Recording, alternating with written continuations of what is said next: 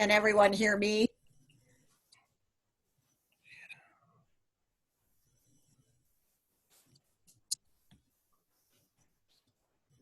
Yes. Yep. Yeah, yes, I can.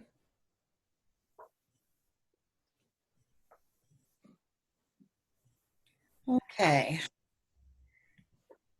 Do we have everyone here? Let's see. Not yet.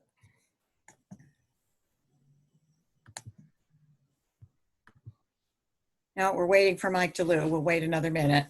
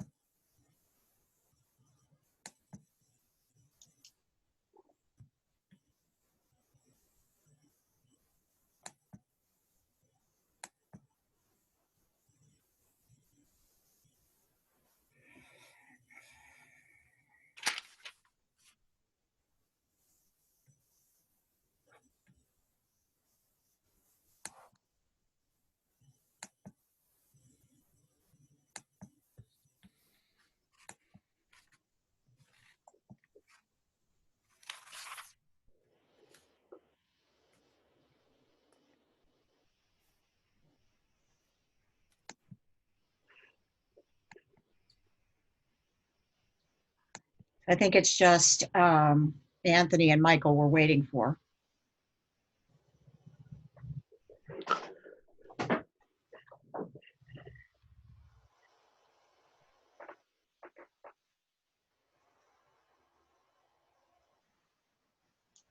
And maybe David? And David.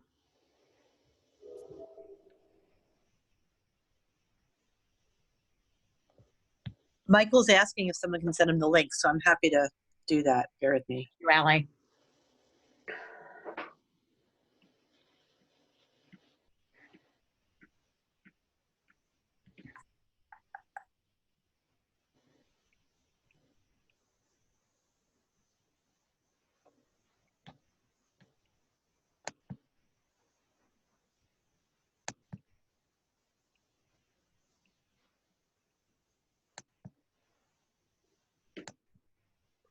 Oh.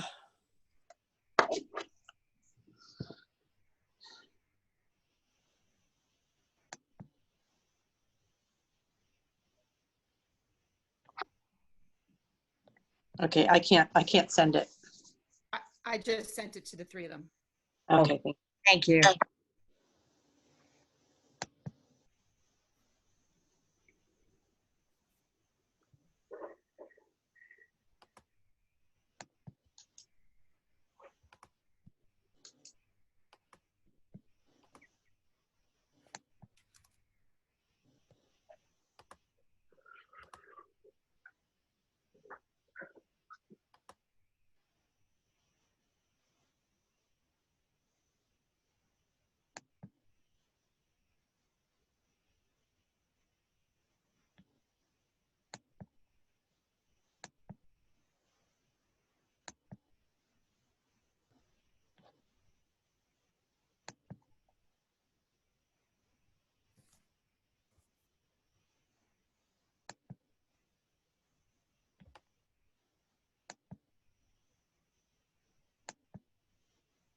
There's David.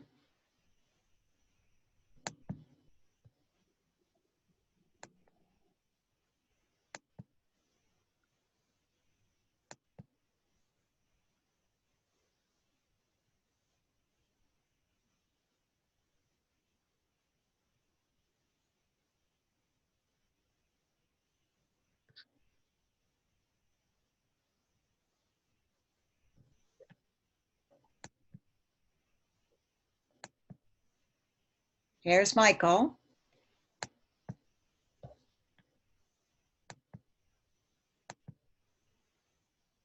So I believe we're just waiting for Anthony now.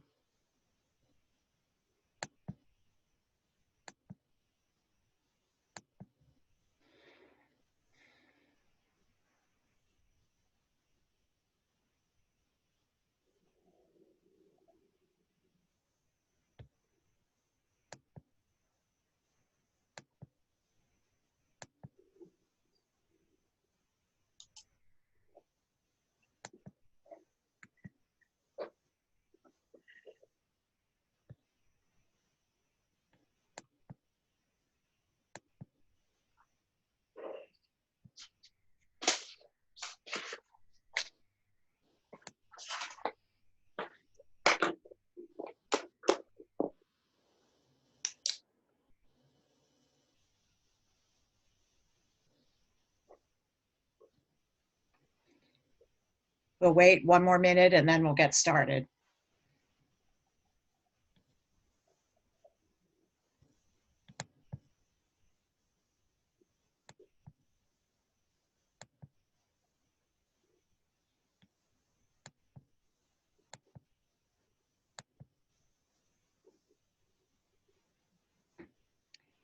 Okay, I think we will get started now, and hopefully Anthony will join us shortly. The board met tonight in executive session. We're now ready to begin the public portion of our meeting. This week we had, actually since the last meeting, we had written communications from the following individuals on the following topics. Harris Duran on a student matter, which is the domain of student services. A Linden Parents Group who gave us some valuable feedback on remote instruction. And that feedback will be used as part of the process of refining remote instruction for the future. Jeff Egan and Sandy Egan separately on the subject of Glenridge High School graduation. John Lawler, high school principal, and Dirk are working on that. Dina Medhane and Jenny O'Donohue, separate emails on Black Lives Matter. In response to Black Lives Matter, the Black Lives Matter communication that was sent out by Mr. Phillips. Their suggestions will be used to help the district develop curriculum and instruction that has greater focus on racial bias, as well as the history and contributions of African Americans. We had emails from John Leone, Michael Penzak, John Leone, Lucia Pazer, and Jennifer Malongi, separate emails on the Glenridge counter protest. Written responses were made to them, and thanks for the feedback. We had an email from Joanna Piotrowska on the AP exam controversy. I relayed that information to the NJDOE, which was working with the College Board, and also informed Ms. Piotrowska on the pending lawsuit in this matter. And finally, we had an email from Pamela Call, which was concerned with school reopening in the fall. I made a written response to her and thanked her for her feedback. So those are the written communications for this time period. Now we will go into the president's report. And with apologies in advance for length, we have a busy agenda tonight. And part of the reason for that busy agenda is that we are coming to the end of the school's fiscal year. And so some of the agenda items are to reauthorize vendors for the coming year. And this is something that happens on all agendas at the mid to end of June for New Jersey school districts. So it is not unique to us, but it does make the agenda rather lengthy. Before we go forward, I wanted to call your attention to the sad news, the death of Mara Harkins, who is Kathy Weissenberger's mother. Kathy Weissenberger, longtime volunteer in the school, former Glenridge High School Home and School president, former head of SCRIP. Our condolences to Kathy. I also wanted to bid a sad but fond farewell to our two retirees, Joan DeYoung and Teresa Messinio. I know that Dirk will have more on both of those women, but they have both been with us for a number of years. They've been invaluable in their respective spheres, and their shoes will be very hard to fill. I also wanted to say goodbye to Ms. Yin, who is a teacher of Chinese at the high school, part-time teacher of Chinese, and also Mr. Lawrence, who has been working for us as a custodian, I believe, at RAS. So good luck to both of them. We also on tonight's agenda will have two contracts, one for our superintendent, Mr. Phillips, and the other for our business administrator, Mrs. Murphy. And Michael DeLue, who is chair of the negotiations committee, will say a few words about that. Michael? Yeah, just a couple of very brief things about it, because I guess we've had some comments, some people that didn't quite understand. But what happened was in New Jersey, there was during the Christie administration, they put in place a superintendent cap that decreased salaries for superintendents in a lot of the districts around the state, including ours. It then developed that in order to get superintendents' salaries close to what they had before, there were merit pay options where you could have goals and then you could raise. So Mr. Phillips is receiving actually for the first year of this contract that we're approving tonight, it's actually completely flat on what he received last year, no raise at all. It's just moving the merit pay portions of it into the salary portions of it.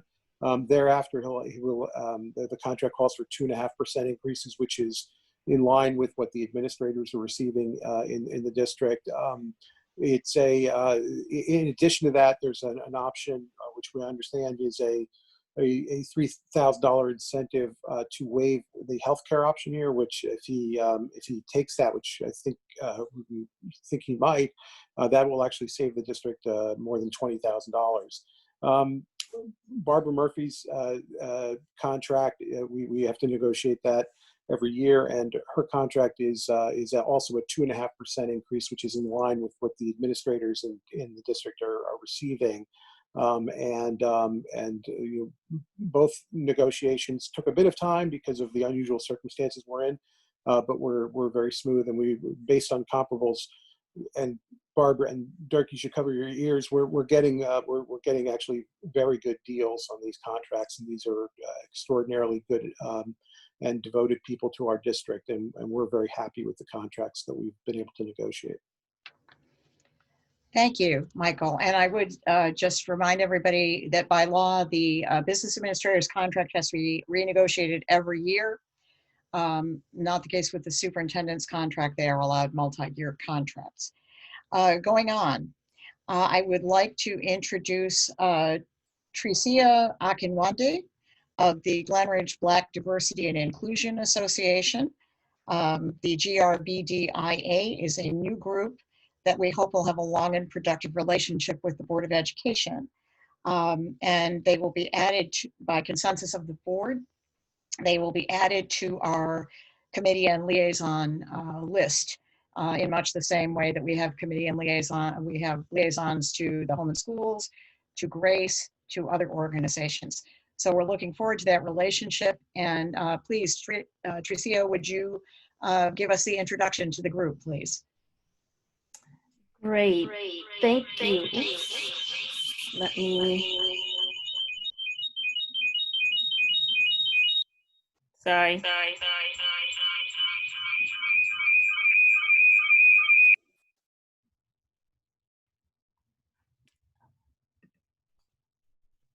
Okay, can you guys hear me now? Can I get a thumbs up?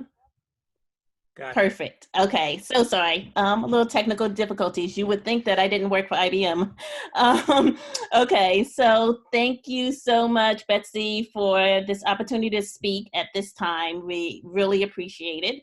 I would like to introduce our organization, as Betsy said, the Glen Ridge Black Diversity and Inclusion Association. For everyone's awareness, let me just give a brief history of how we came to be.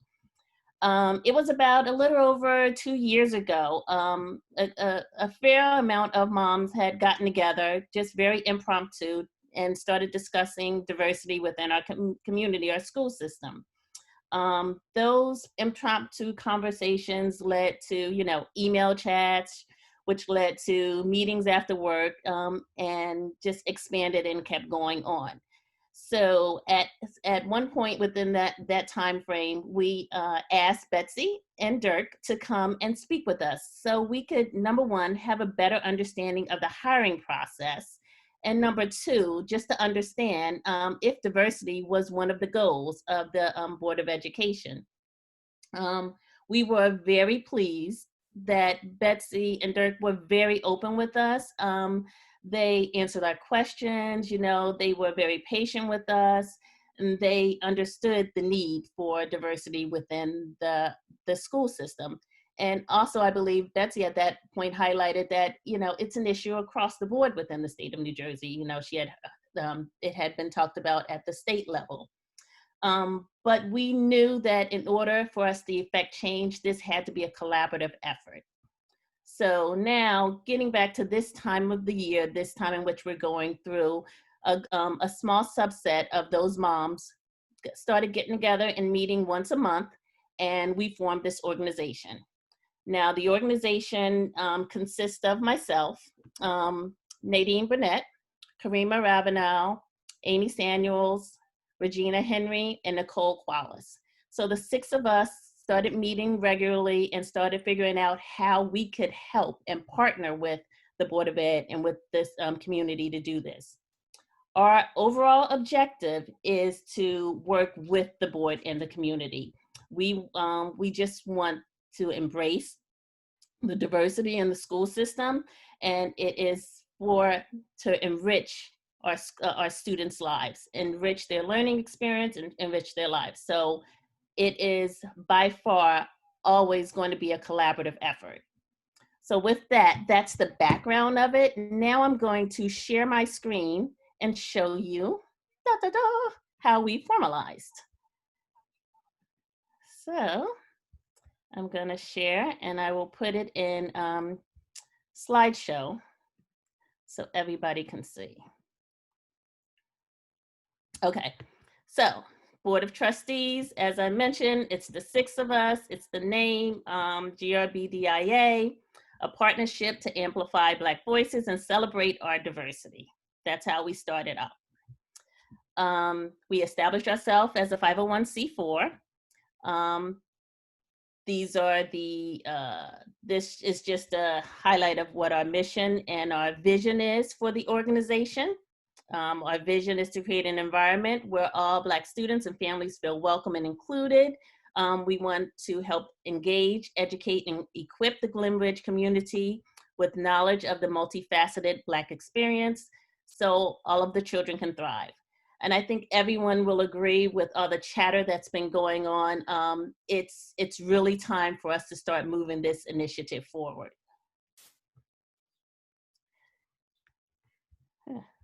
Keep going. Next. Okay, so these are our goals. Education goals: increase diversity among teachers, administrators, and community leaders. Drive a cultural higher performing standards across all levels of the education system, and inspire acceptance, appreciation, and fellowship among students. From a community standpoint, we want to facilitate cultural awareness through events, education, and activities, create a safe space for Black students, and help to identify some of the underlying microaggressions which could be felt within our student population. For 2020 into 2021 school year, these are our strategic objectives: to participate in the hiring process to encourage more hires with diverse backgrounds, to ensure diversity training and education for educators and administrators, to establish a more robust Black education curriculum, and you'll see in parentheses Amistad law. So we have someone on the team who's an educator who is helping us understand what those criteria and what the Amistad law is all about. And then establish cultural awareness via events, activities.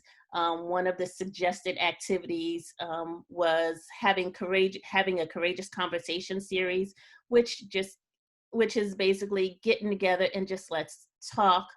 No blame, no pointing fingers, just having an open dialogue, because without that, we will never be able to move forward. So that's just one of the examples of an event or activity we would like to sponsor. These are the committees in which we see on the onset meeting: a Human Resource Support Committee, a Diversity Training for Educators and Administrators, a Curriculum Committee, a Community Engagement Committee, Communications Committee, and then of course a Fundraising Committee, because we need money to do everything. Nothing's free in this world.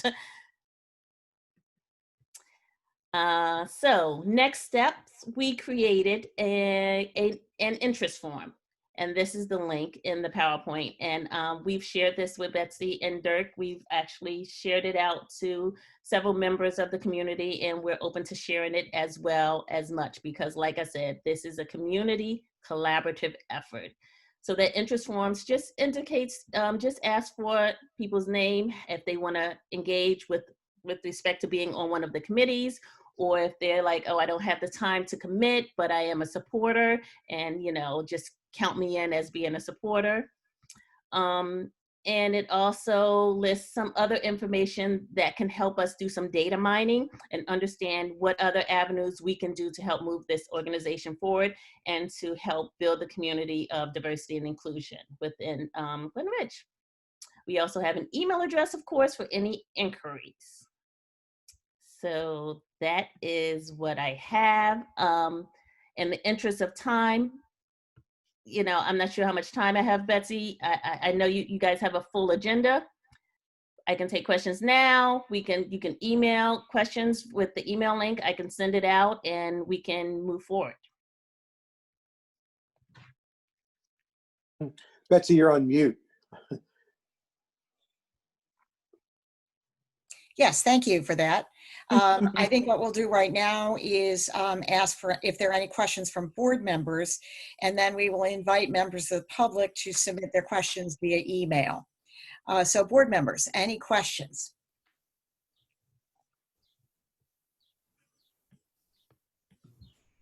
Well, I mean, I don't. David, I see you. Oh, go ahead. I want to applaud what you've done, and it sounds like a really terrific organization that I think we'd all love to get to know more about. But I think it's a terrific initiative. Thank you. Okay, David, I saw your hand. Yeah, I mean, thanks, Tricia. We, because of our small administrative staff and small budget, we've always relied, the district has, as long as I've been in town, on volunteers like yourself, people donating money, home and school associations, and folks putting together organizations like this outside the school budget to add to the community and add value for the students and the administration and the teachers. And this is another one of those organizations, and I think it's a great time to do it. So thanks. Thanks, David. Okay. Anyone else from the board? Just a great idea. Long time coming. Absolutely. Anything else for Tricia before we go on with the rest of the meeting? Tricia, any last words for us? Thank you. Thank you for being so receptive. Betsy and Dirk, thank you for partnering with us early on. I know that this is going to be a wonderful partnership. We have hurdles ahead, but I'm confident that working together, because we have the children as our main goal, that we can accomplish them. Great. Thank you so much, Tricia, and we look forward to this. Thank And I volunteered to be the first liaison to GRBDIA. you. But perfect. Wonderful. Have a lovely evening, and thank you. You as well. Thank you. Thank you, board. No problem. Thank you. Welcome. Okay, going on with our agenda, we have the superintendent's report. Thank you, Betsy. I also want to say thank you to the new association. The past several weeks have been an awakening for many individuals and organizations. Our school district, like many other school districts throughout the state and the country, need to really reflect on our practices. We will be reviewing and revising our curriculum, our instruction, and our operations to best serve all our students in our community. As a district, we have formed an equity committee, and we began discussing some of the societal and local issues that have been raised lately. We'll continue to work throughout the summer, next school year, and the following school years as needed. We want to make sure that there's substantial change, and having the parents and the students be a part of that process is the only way we're going to be able to be successful. So I look forward to working with this new organization. At this time, I'd like to recognize our two individuals who are retiring from the Glen Ridge school system. The end of the year is always difficult for retirees. This year, the difficulty is tenfold. Not spending the last few months with the students must be just heartbreaking for these two individuals who care and love the students so much and have played such a big part in their lives. The first one I'd like to recognize is Teresa Messinio, who's been with us since the September of 2007. She's a second grade teacher. Well, she's currently a second grade teacher. She's worked a few of the grade levels while she was down at Linden. And she is a master of her craft. Teresa has had a number of responsibilities while at Linden, and she's mentored new staffs, had student teachers, and I could always count seeing her at the curriculum review committees every year. She played a big part in the development of what we're teaching our students. I believe Dr. Caravella will probably be missing her more than anyone else because I know how much he values her input. So at this time, I'd like to invite Dr. Caravella to say a few words. Thank you, Mr. Phillips. Appreciate it. I'm going to say a couple quick things for Teresa. She did start with us in 2000. Maybe people don't know this, and she worked with us until 2005. I started 2004, so I got to work with her for about a year, and Teresa left to become the director of Pilgrim Nursery School. So in addition to, I said that she's the only teacher that I know at Linden who has been a teacher of kindergarten, first and second grade, and the resource room, and 2 years as an administrator. So she has worn many hats, and she has worn them well.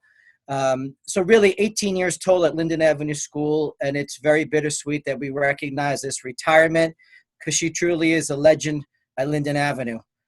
She won this year, she won the Governor's Educator of the Year Award, and that's the second time she won it. She has over 30 years of teaching experience. She lived the motto that I brought to the school. Upon entering in this building, you will be loved first and taught second. And she always had the children first in her heart.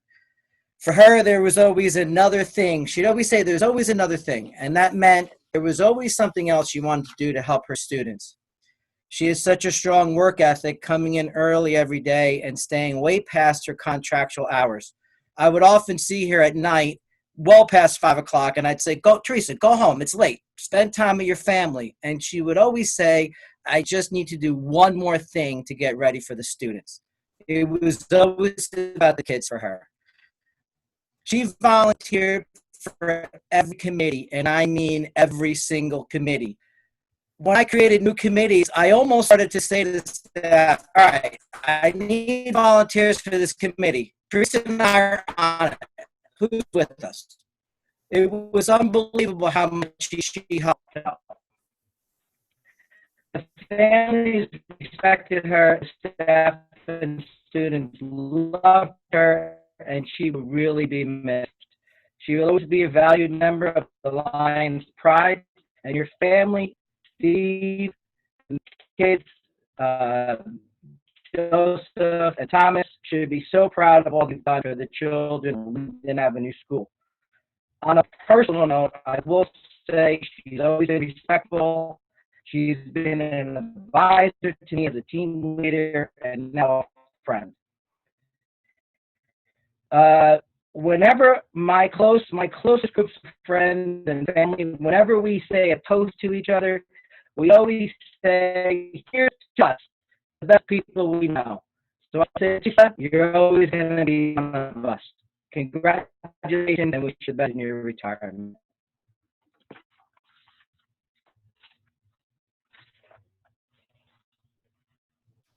Thank That's you, all I Joe. have to say about that.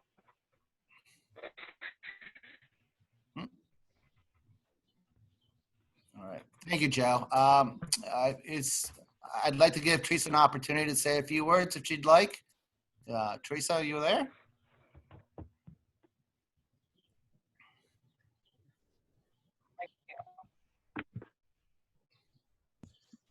Okay. I am here. No. Can you guys hear me? Okay. So many things I was going to say already said, so I'm going to skip over this whole first page I have.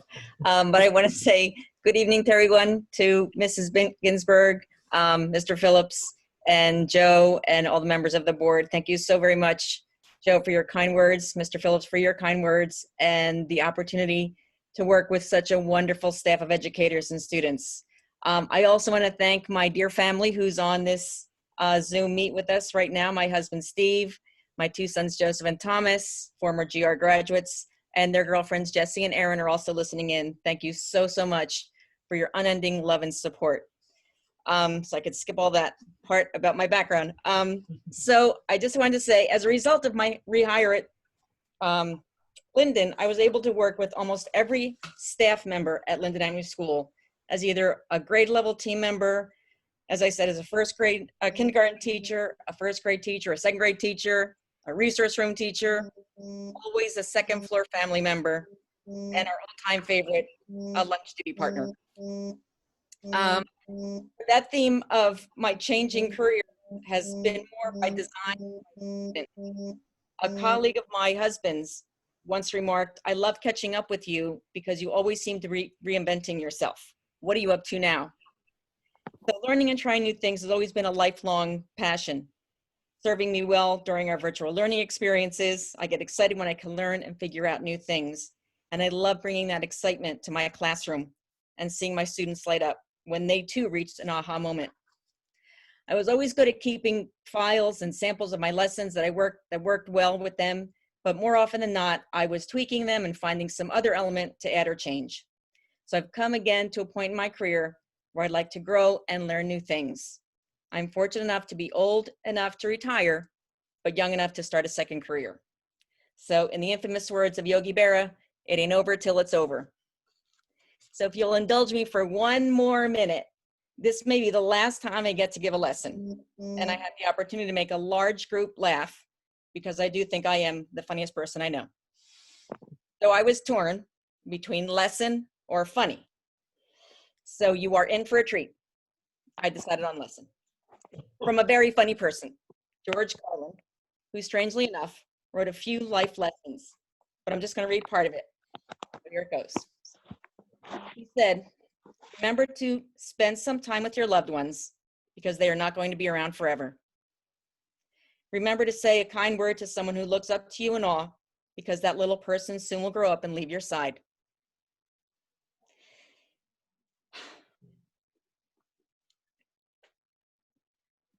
Remember to give a warm hug to the person next to you because that is the only treasure you can give your heart and it doesn't cost a cent. Remember, I say I love you to your partner and your loved ones, but most of all, mean it. A kiss and an embrace will mend hurt when it comes from deep inside of you. Remember to hold hands and cherish the moment, for someday that person will not be there again. Give time to love, give time to speak, and give time to share the precious thoughts in your mind. And always remember, life is not measured by the number of breaths we take, but by those moments that take our breath away." So in closing, I especially want to thank Joe and my Linden Avenue family because no matter what my teaching position was or entertainment position, Linden felt like family and a place where I was welcomed and at home, always. Thank you. Thank you so much, Teresa. We will miss you. Thank you. Teresa. Thank you so much. Thank you. Mhm. The next individual I'd like to recognize is Joan DeYoung. And when you hear Joan's name, you probably think bumps, bruises, cuts, and colds, and maybe even little creatures in your heads every so often. She has taken such extreme care of the children at Ridgewood Avenue. She has been a nurse, a friend, a role model to hundreds of students and staff members. Joan has served on leadership roles within the building, but also district-wide, leading health initiatives and serving as the Glen Ridge Education Association president. It's hard for me to imagine anyone else being in the Ridgewood Avenue nurse's office because she has been the only occupant for the last 25 years. I wish Joan the best, and at this time I'd ask Dr. Donovan to say a few words. Dirk, I'm wondering if I don't say a few words, if we can just consider that the retirement doesn't count. I think, as Betsy had said earlier, a lot of really hard shoes to fill. And as Joan has started to see through our interviewing process, that is extremely true. Joan has taken care of Ridgewood Avenue for 25 years. She has taken care of the staff, often always the first to know when someone was expecting a child, always the person who would help out when staff members had a whole list of things going on. Always a resource to the parents, there to support them, and most especially always there for the kids. Magic mints are going to still have to be in that office, even though she has certainly patented them. It is, like Dirk said, very, very hard to imagine what that main hallway and what the school is going to be like without Joan there. She has truly just been an important part of this building and this school, and all of us are having a very difficult time imagining it. Certainly not the way we anticipated ending, but last week the Ridgewood Avenue staff, past and present, came together for a really special car parade. We surprised Joan, her family was there, and I know it was a really special event for her and something that she will be able to remember. What has been really nice is Joan's family has become a part of our Ridgewood Avenue family. Joan obviously is such an important part and always will be. Joan, it took about 25 years, but we finally fixed that leak in your office just in time for your retirement. So when we redid that office, it was as much for the kids as it was for you. You deserved it. Sorry it took that long to fix it. And again, if there's a way I can convince you to stay, I certainly would try that. But as I've said before, you deserve the next chapter. No one is more deserving. Your heart is so huge, and I can't wait to see how you're going to go and help people, because I know that's top of your list now and forever. And so tonight I'm sitting on my deck where Joan and I have sat several times before, where we have celebrated dinners for other retirees from our central hallway. Joan, I look forward to the day where we can all sit here again, where we can celebrate you. I know that you will still be around, you will be in our hearts, and you will certainly be missed. Congratulations from the entire Ridgewood Avenue staff, Joni. Thank you, Dr. Donovan. Joan, are you there?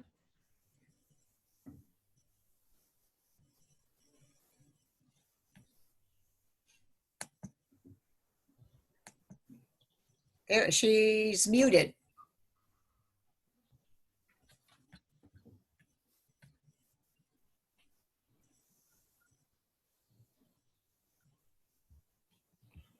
Cannot.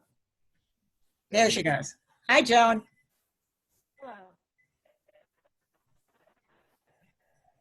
Mr. Donovan has just given you fulsome praise. Would you like to say a few words? Everyone.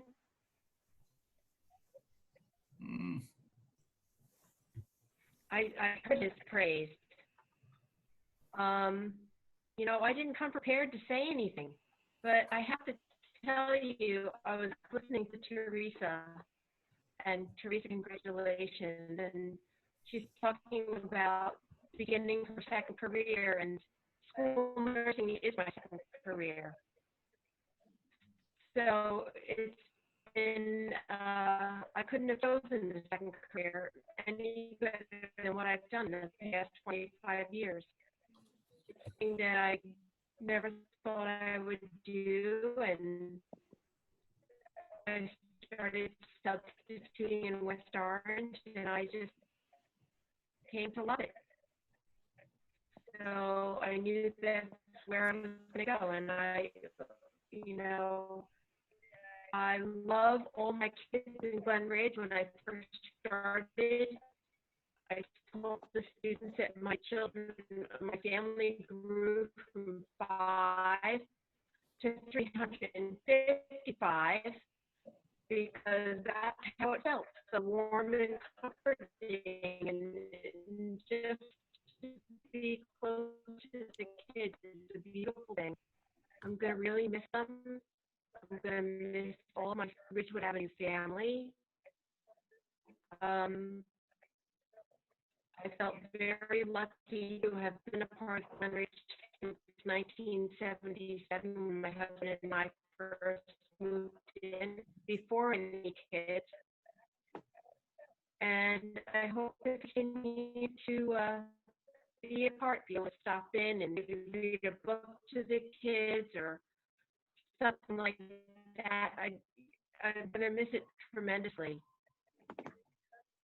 So I just want to thank everybody for all of your time and all of your little tidbits of information that you've shared with me. Some things are good and some things were instructive, but it was all done with love. And I just want you to know that my heart is full of love for all of you and for Glen Ridge Schools, and I will miss it tremendously. Thanks so much, everybody. Thank you, Joan. Thank you.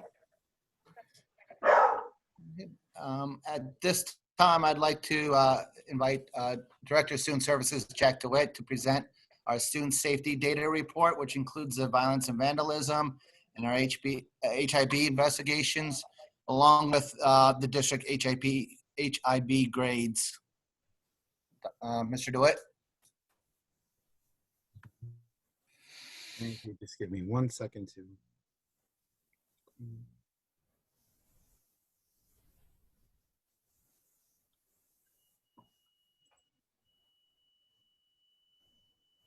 Okay, I can see that you, Mr. Phillips, you can see that also?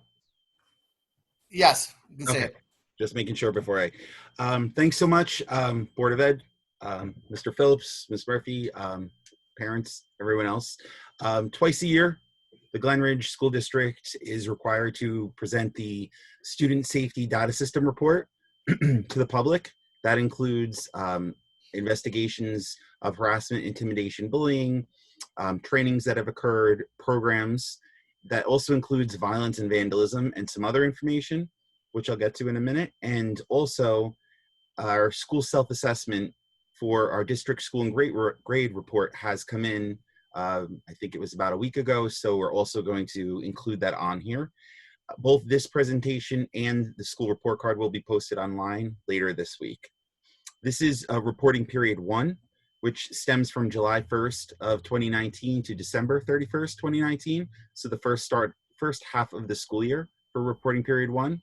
Reporting period 2 will end at the end of this month on June 30th, and then we will be doing a presentation with that in the near future after it's been submitted. So again, the student safety data system combines, I'm sorry, wait, this isn't the way I can't say. The students system combines the electronic violence and vandalism reporting, intimidation, bullying investigations, programs, and systems. It used to be several reporting systems. It's now under one when we report that information out.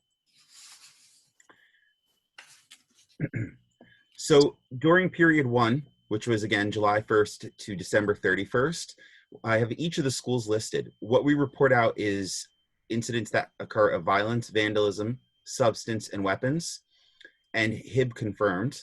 And all of those categories come into our incident total. We also have to post out other incidents leading to removal and also any alleged HIBs. So once an investigation occurs at a building level, the investigation is either found to be it's an alleged HIB or it's something that is actually confirmed to be a HIB, but both are reported out. The central school for the first reporting period had 0 incidents, including other incidents HIB alleged. Both Forest and Linden also had 0 incidents during that time. Ridgewood Avenue had a total of 3 incidents. 2 of those were considered under the violence, and 1 was a confirmed HIB. And we also had 1 incident that was an alleged HIB. It was investigated but did not meet the criteria for a HIB. Glen Ridge High School during that time had a total of 4 incidents, 1 of which was a substance incident, 3 of which were found to be confirmed HIBs, and there was 1 that was found to be an alleged HIB. And the bottom column just totals each of those up.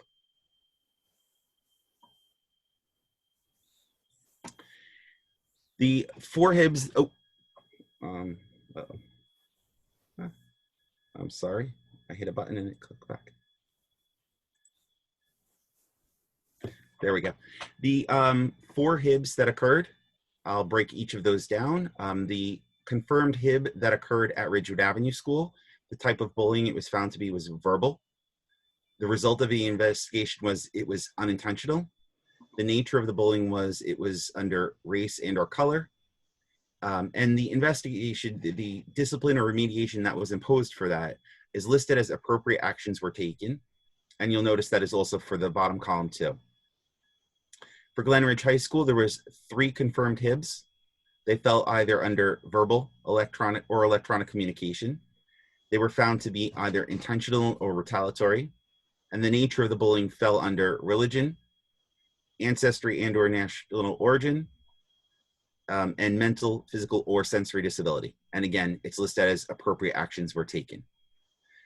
Due to the small nature, the number that have occurred, we don't list the discipline or remediation taken because it could be, it could allude to who the student was, and we wouldn't release that information. That would be confidential. We also have to report out the trainings and programs that are occur at each of the buildings. So the trainings are for staff members, the programs are for the students. And again, these are what had occurred during reported peering 1. So each of the buildings has their total number of trainings and programs, and our district-wide total number, which was 51 trainings, 43 programs during that time from July 1st to December 31st, the majority or all of those starting in September when school started. Some examples of those trainings or programs that the principals had implemented. At Central School, they had character education stories, which were all school activities that were performed in the classrooms. At Forest Avenue School, they had a program called A Little Spot of Kindness, which was an assembly and a school-wide program. At the Linden Avenue School, they had the One Book Club, which was an all-school activity. Ridgewood Avenue, they had a Start with Hello Week. That was something new that they did this year. And at Glenridge High School, they had an all-staff training on understanding implicit bias. And administration and bullying specialists had several trainings and workshops that had occurred across the year. The anti-bullying staff for each of the buildings, each building does have an anti-bullying specialist.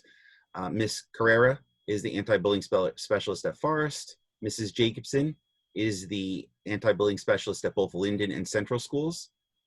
Ms. Bass is the anti-bullying specialist at Ridgewood Avenue School, and Ms. Kobolinski at Glenridge High School. The others that are involved in the investigation are the principals at each of the buildings. Mr. Murphy at Forest. Oh, I didn't change it to Dr. Caravella. I will change that over. Dr. Caravella at Linden Avenue and Central. At Ridgewood Avenue, it would be Mr. Heitman and Dr. Donovan.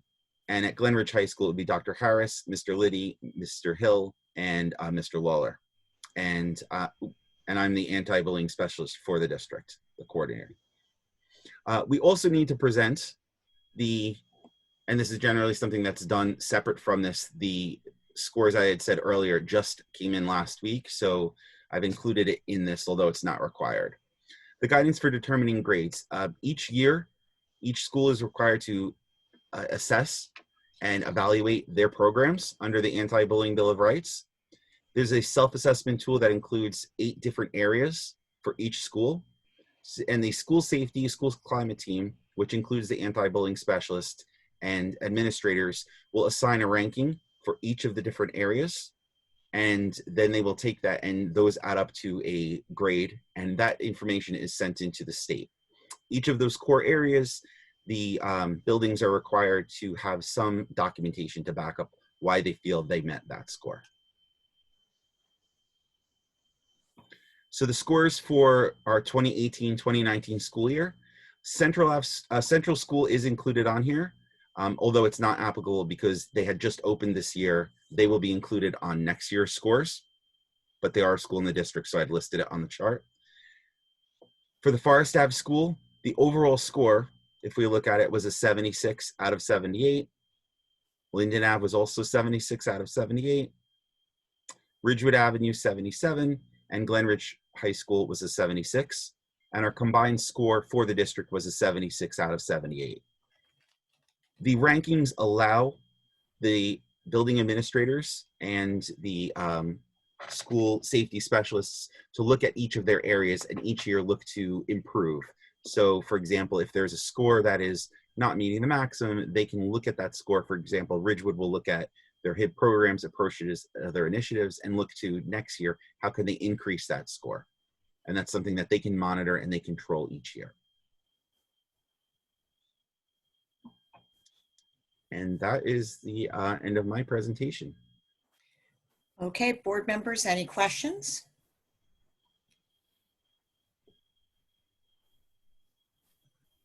Okay, thank you. Any questions from the audience? We'll take at the public question and comment and question period. Thank you, Jack. You're welcome. Just continuing on with my report, just a reminder, this is the last week of school, if you didn't realize that. We do have several events that are happening this week and following this week because of the unusual circumstances. So Tuesday will be move up day for students in grades K through 6. Wednesday, the 6th grade will have a virtual promotion and we'll also have a wave parade. Thursday's our last day of school, and on Friday, we're celebrating the seniors. There'll be a car parade through town, and seniors will, at designated times, will report to the high school parking lot, pick up their yearbook, their diploma, and awards they may have achieved and earned throughout the year. So we're looking forward to that. The following next Monday, then, we're having a middle school celebration day, and this replaces our award ceremony that we have for our middle school students. So that will happen on next Monday. High school graduation is scheduled for July 23rd. We're happy to see that currently we'll be able to get 500 individuals outside to gather for our graduation ceremony, which we're pleased that we can have a somewhat traditional, although a little bit later than usual ceremony. As far as next fall, I continue to get the question what's going to happen as far as the school opening. At this time, we're unsure. We are waiting for some state guidance that should be coming out soon. Governor Murphy said it would be released in the middle of this month. And we're going to monitor the situation. We don't know how much leeway we're going to be given to make a decision, but we are looking at all possibilities at this time. We're looking what happens if we're virtual. How can we improve what we've done the last couple of months? How can we make it more meaningful? Learning experience for our students, and how can we streamline that process for the parents of the younger elementary students who had to do a lot of facilitating in order for the virtual instruction to occur. We are looking at hybrid models. What happens if we can open school, but we can't have all the students in the school at one time? And then obviously we have even the model of everyone returning back to school. School will operate a little bit different, but we also have to look at how do we go back and assess the students on any lost academic progress? How do we socially get them reacquainted with schools and procedures? So we formed several committees to look at a lot of different topics for next fall, and we'll be working on that throughout the summer and looking forward to additional information being released from the state. On this agenda is the 21-22 school calendar. I guess the highlighted items, because most of the months don't really, the days aren't that flexible, but we look at September and June offering a little bit more flexibility. We do have a late Labor Day in the September of 2021, and that's followed up by Rosh Hashanah. So we are going to be starting before Labor Day again for that year on September 1st. Which will allow us to have an end date of June 16th. We have, just to provide you some construction updates, we don't see the contractors much, which indicates that they are pretty much done. We're through that closeout process at Central Forest and Linden Avenue schools. We are about, according to the contractor, 2 weeks away from Ridgewood Avenue being completed, although I think there's still going to be some punch list items that will come up as we test and balance the air conditioning system. And I just want to talk a little bit about the class of 2020. It's been a year of adjustment and lost events for those members of the class of 2020. I want to thank the senior class for being understandable and flexible as what they had envisioned what their senior year would be like suddenly changed on March 13th. We have a senior day coming up, as I mentioned, on Friday. We tentatively have a prom, depending on the social distancing mandates at that time, and they have graduation in front of them. So I hope they're excited about that. We want to wish them the best of luck as they move on from Glenridge High School, and whether it's they're heading off to college or off to a career path, or taking that bridge year to experience life. We have released the college choices of the senior class, and that went out on my parent update last week, but it also can be found on the Glenridge High School webpage. And that finishes it for my report. Okay, thank you, Dirk. It's now time for the first public comment period for comments on agenda items only. For those who are new to these meetings, the time limit is 2 minutes. Mr. Campbell will be our timer, and he will call out time. What you need to do is we use the raise your hand function. So you go down to the participants tab on the bottom of your screen. And if you want to speak, you hit the raise your hand. And when you are called on, please give us your name, confirm that you're a Glenridge resident, and then let us know what's on your mind. I would say if you have multiple questions or comments, please give them all up front so that we can then answer them in the order that you give them. So are there any questions or comments?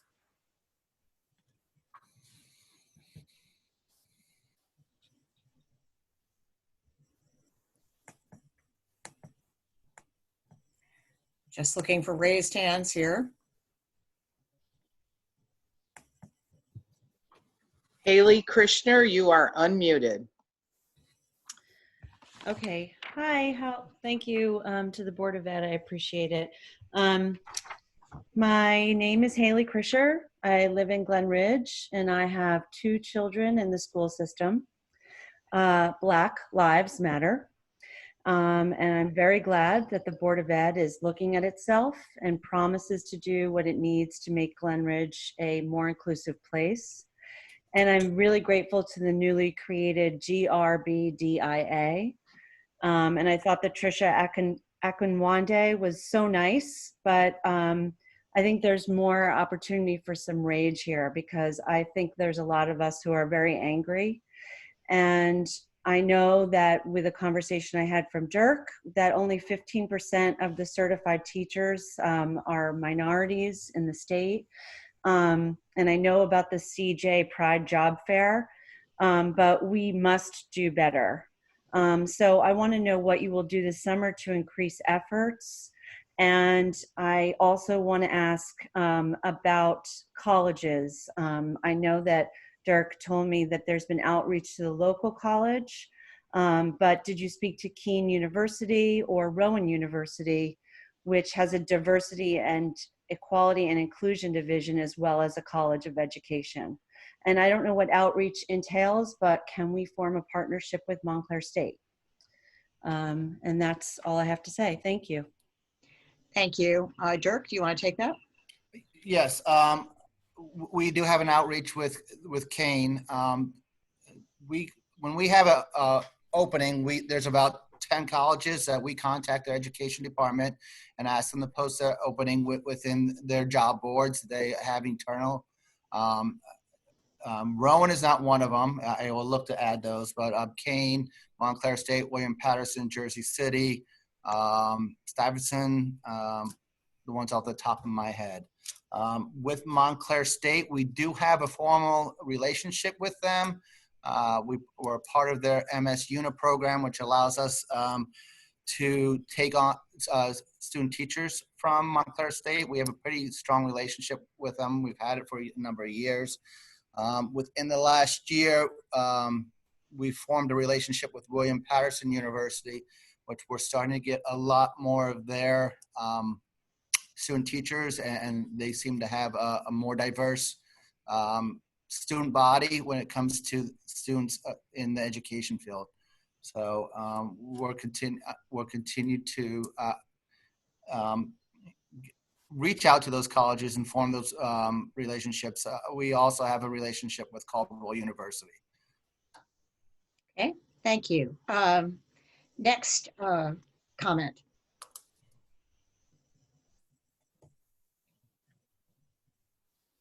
Any other comments? Yes, this is Greta Sawa. You unmuted me? Yes, you are unmuted. Okay, thanks. I'm a resident of Glen Ridge. My question was for Mr. DeWitt back on his presentation on the, is he still on here before I? Let me take a look.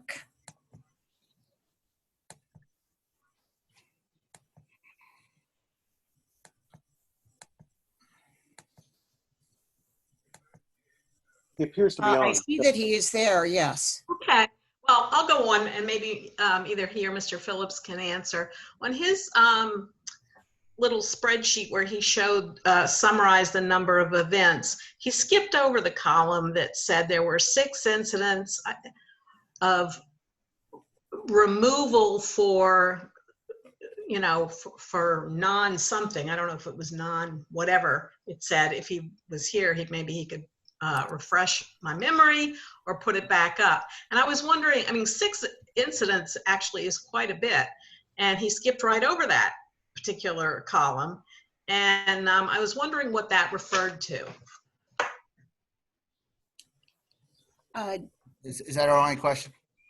I see that Jack is muted and does not have his camera on. Dirk, can you take that? Well, I can't give her details. I will let her know. In situations, those 6 represents kids who might who were either suspended or in school suspension. They were removed from the educational setting, and there might be a variety of reasons why that happened, but it didn't fit under any of the categories that were listed. No HIB then? No. Okay, thank you. Thank you. I'm here. I don't know if you could hear me. I'm sorry, Jack. That's Yes. okay. That's okay. I was trying to put my video back on, but it won't seem to. Oh, there it is. I'm back. There you are. Those are other incidents leading to removal. So it was a category that was added several years ago that captures any incidents of other than violence, vandalism, HIB, substance offenses, weapons that led to any sort of disciplinary removal over half a day. Thank So you. those are those 6. Thank you. Next comment or question.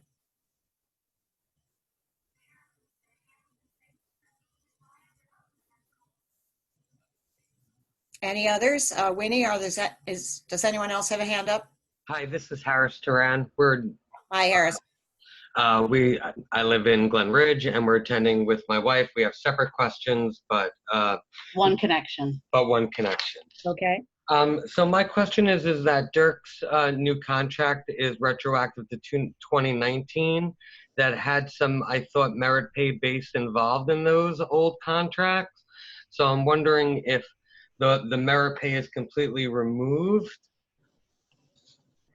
Was that your only question, or? No, and then I wanted to understand under the agenda, you have that for the summer program that the child study team and case managers are restricted to 1 hour to work with a student or their parents.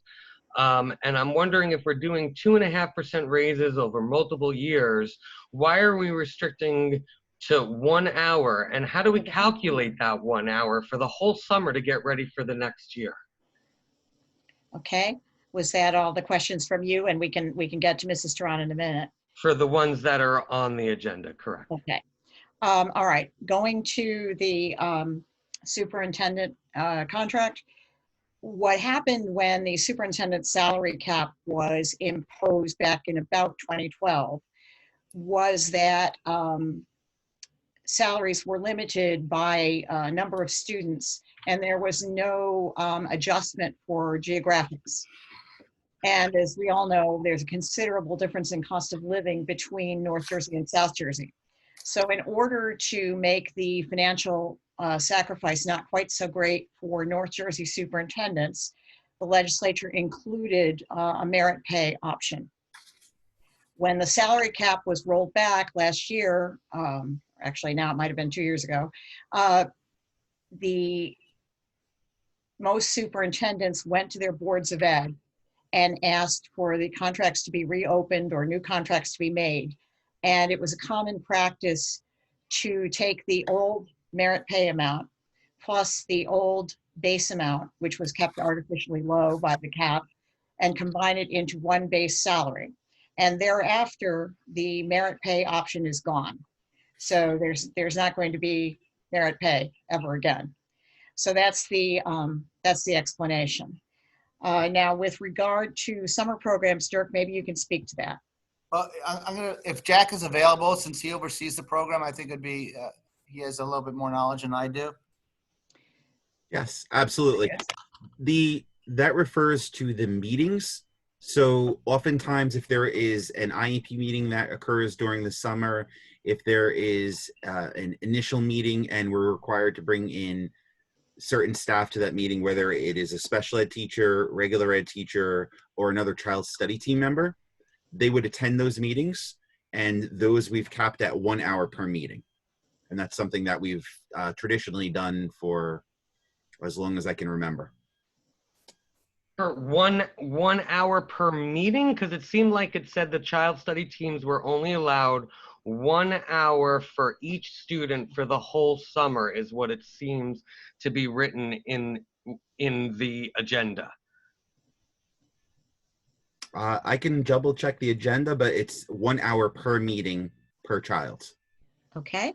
So if there are Thank you, multiple, Mr. if there are Tron. multiple meetings within the summer, you can have multiple meetings, but each meeting is limited to 1 hour. I'm sorry, you echoed or something on my end. Could you repeat your question? You can have multiple meetings during the summer for a single student, but what you're saying is the meetings are restricted to 1 hour at a time, Yes. but you can have 3 meetings about topics during the summer. Yes, it would be, but it would be 1 hour per meeting, correct? And it Okay. would be the required staff. Thank you, Mr. Tehran. Mrs. Tehran. I did not have a question for this section. Thank you. Oh, okay, thank you. Other comments or questions?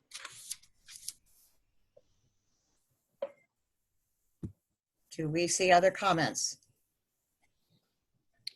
There are a few names still. Hi, this is Jody Brooks. Can you hear me? Yes. Hi. Okay, great. Thank you so much. Thank you for your time and patience. I want to piggyback on a point that was made earlier by Haley. And I also live in Glen Ridge, and I have one child in the school system. Okay, so I'm going to read to you a quote in the words of Gloria Ladson Billings. She's a Black professor at the University of Wisconsin. There's something that may be even more important than Black students having Black teachers, and that is white students having Black teachers. It's important for white students to encounter Black people who are knowledgeable. What opportunities do white students have to see and experience Black competence? With that in mind, I have this question, please. On any single day, some 16,000 New Jersey public school students do not see even one teacher of color. According to a New Jersey Spotlight investigation, 92% of the staff in Glen Ridge is white. 8% is non-white. 2.2% of the teachers are Black, and 4.4% of the students are Black. Could you speak to that, please? Sure, I can do a little bit of that.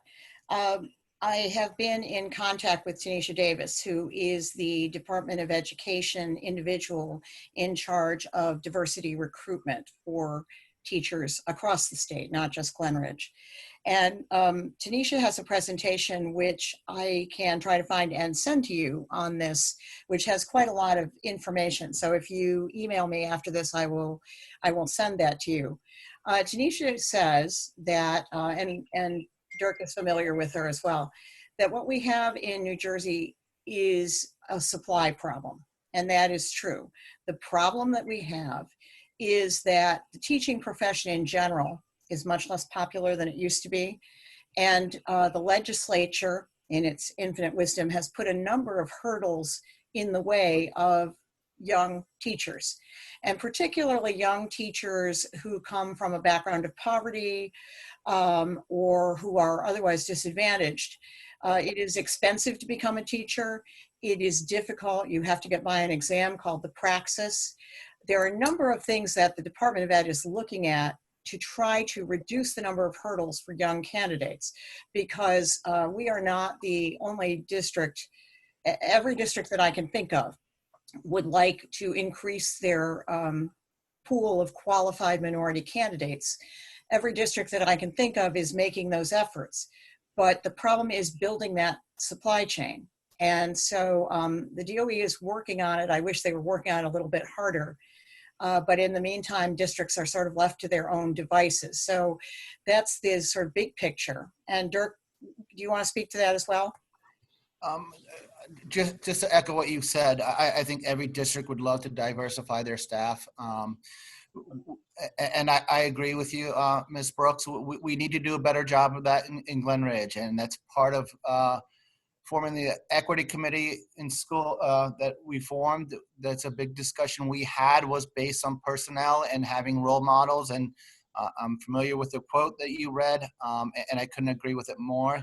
And I think working with parent groups will help us accomplish some of those goals. I'm so grateful for that answer. Thank you so much for your patience. Thank you for coming. Other comments? Hi, I'm Diane Chamming. I live in Glen Ridge. I have a kindergartner. I'd like to know if there's ever a time for parents to give feedback about what their children are learning, especially to ensure that the students at all levels are receiving an anti-racist education. If the teacher writing the curriculum doesn't know that something is problematic, they cannot fix it. So what trainings are teachers getting? I was surprised at Thanksgiving that kindergartners are still dressing up in school as pilgrims and Indians. It is not at all new information that Native Americans have asked that people not keep doing this and teaching children harmful stereotypes. So I would really not like to see my kids with feathers on their heads participating in offensive cultural appropriation. How can we educate our educators to be more culturally sensitive? Thank you. Thank you. Dirk? I think when you heard Tricia spoke, she mentioned about educating the educators. I've spoken to a couple groups about the same concept. And in order for us to move forward, individuals have to reflect on themselves.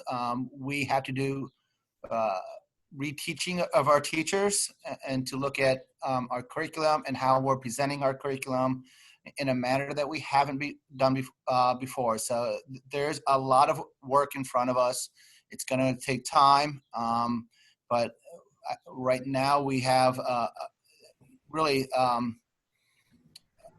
an eye on education, and that's important, that this is an opportunity to make changes.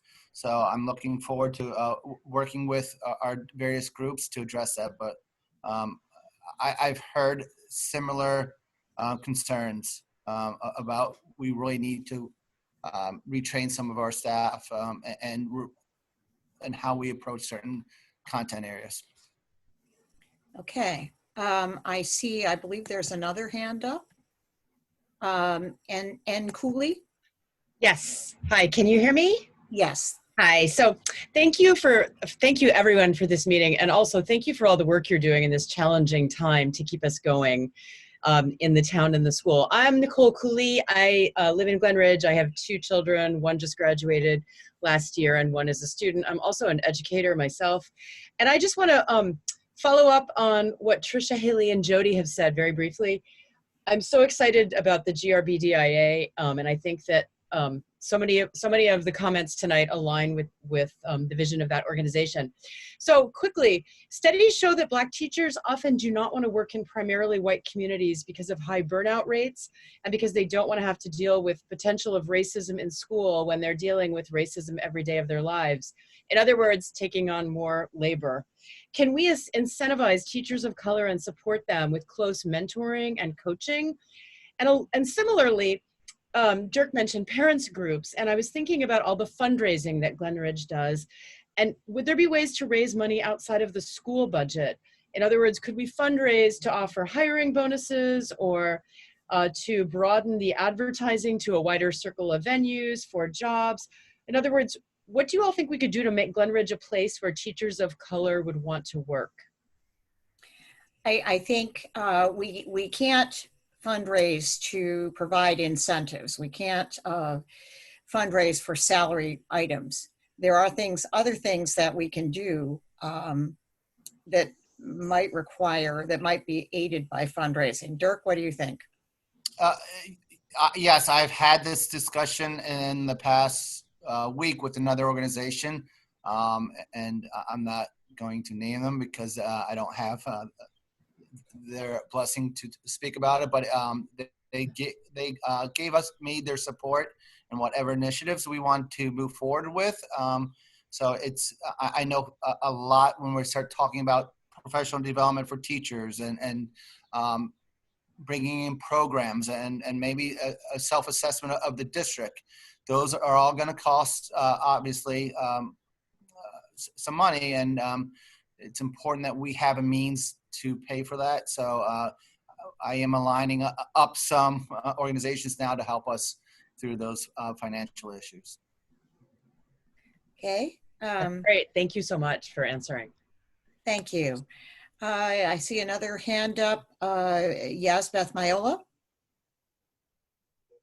I hope I've pronounced that properly. Yes, you did. Hello, everyone.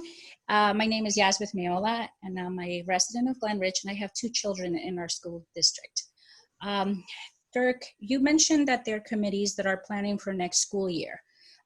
Would the planning involve parents' feedback as to the virtual learning experience this year so we can improve how our children advance next school year? So we can kind of tweak this year to make sure that everybody meets more of the expectations that are required in the classroom.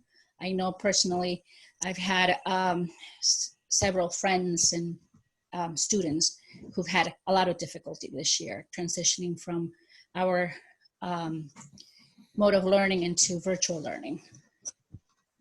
And I think parent input as to that experience, whether it's positive or not so positive, will be helpful for everyone in our district. Okay, thank you, Dirk. So we did have 2 parent surveys throughout the virtual instruction period. The second one having parent comments. So we did get a lot of feedback from parents on their experiences. We also have received one of the letters you recognized as a correspondence from a group of parents, just providing some suggestions on how we can improve virtual instruction if we're back in that format at the beginning of the year or sometime during the fall or winter. So we're certainly open to it. I think now that every school district has gone through this process and there is a probability that we'll have to go back to virtual, that you're seeing a lot more information about best practices. One of the committees formed is an instructional and assessment committee just to look at virtual instruction. Okay, thank you. Any other? I see one more hand up, I think. Is there anyone else? No, I think that's it. But Okay. Okay. All right. Wait, I see a hand Hi, up. hi. Oh, I'm sorry. Afsar Arda. I hope Yes, I pronounced it correctly. Yes, Afshar Arda. Thank you for having me. I have 2 daughters in Glenridge system. We live in Glenridge. I have a question and an observation to share with everyone. We're about like 30 minutes away from the world capital in being diversity, melting pot of New York City, and we're surrounded by these amazing towns, Montclair or Bloomfield or Oranges. They're all very diverse, and they have their own issues, but they're much more diverse than basically our town. We feel like we live in a very, very non-diverse community as well as school. If this was a corporation, I would hold and ask the question to the CEO and the board of directors saying, what kind of responsibility do they have? And where were they all this time not changing this? I don't assume this could be this hard to bring diversity to this town. I know I met families and I know a family who's about to leave town because they don't feel it's welcoming enough, especially the school is not welcoming enough for their family. We need to take responsibility and hold the people in power accountable. I feel we're dancing around the situation.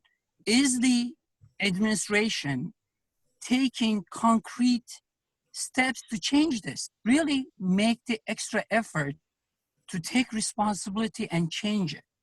Because we could say and praise each other all we want, but we do not see results. And it breaks my heart to see these families leaving town. And we believe as a family, like Black Lives Matter. We also like to start with the Black lives, and we also like to bring in different ethnicities. And we like to see them in the management of the school system and among the teachers. Can you please address and take some accountability for what has happened so far? Certainly. I think part of the issue that you're talking about in terms of the larger town has to do with historical housing patterns. And the Board of Ed, that's not the realm of the Board of Ed. I think that is changing. And, but you've heard us take responsibility for attempting to increase diversity of our faculty, attempting to be more welcoming, providing diversity training, working with the new GRB DIA. I think that that is a commitment to doing better. I think that, you know, we have that commitment. We are accountable. Is it a quick process? No, it's not. Do other towns have a head start? Possibly, because of different housing patterns in those towns. Also size. I think there are a lot of factors that go into the demographic makeup of the town. What I can tell you is that in the last 15 years, the demographic makeup of the town has changed dramatically. That's a good development. And we have made the commitment to try and address the issues that you brought up. Dirk? I'm in agreement with what you said. If you look at the towns in Glen Ridge, it's, you know, we're surrounded by some very diverse towns, and then you move a few towns over and you're going to see districts similar to ours who are facing the same issues. So it's a challenge, and when we're trying to recruit and bring in minority candidates, when you have districts who are more diverse than us, that might be more attractive. As the I forget which parent spoke about, research has proven that minorities tend to go to districts that are more diverse. So we have to continue to work on that. And as Betsy said, if you look at our numbers over the last 10, 15 years, the town of Glen Ridge has become more diverse. And I think with that, it's a little bit of educating others who are not familiar with Glen Ridge that we are more diverse than it appears. Okay, thank you. I see more hands. Let's see. Oh, I lost my hands here. Okay, let me see. Sam Landis. Hi guys, this is Sam Landis here from the class of 2019 of Glen Ridge High School. Just wanted to talk to you guys about some of the community organizing efforts that I and a few other current and former students have been partaking in over the last couple of weeks. Yes. I and a few others have formed the Glen Ridge Public Forum, which is a new Facebook page, which I believe has around 1,700 members right now, which has really allowed for some candid, open, and honest conversations to take place about the community and its handling of race, of sexuality, of classism. People have felt really comfortable to share their experiences about discrimination and prejudice they face in our school and with the police department, about suggestions they have for the down, articles and essays they want others to read, and just kind of general questions they have for others. And last week, we also held 5 Zoom calls each weekday on topics such as handling privilege, equitable policing, reforming the school system. But I just wanted to come in here, and we have a couple of other organizers who are going to talk after me. But over the summer, we're going to be drafting a letter based on the suggestions we received on the posts and on the Zoom calls for kind of a detailing a short and long-term solution we hope to see the community implement in kind of 3 different sectors. One section on the municipal government and the police department, 1 section on the school system, and 1 section on the general community. And although that letter will be released, one suggestion that we've been coming across a lot on the public forum has been tying in some anti-racist curriculum into the anti-bullying curriculum and kind of teaching people about the biases that are at the root of bullying, which could include racism and homophobia and classism, instead of just kind of learning how to spot it. And we're also really excited about the formation of the GRBDIA too, and all that they have to offer.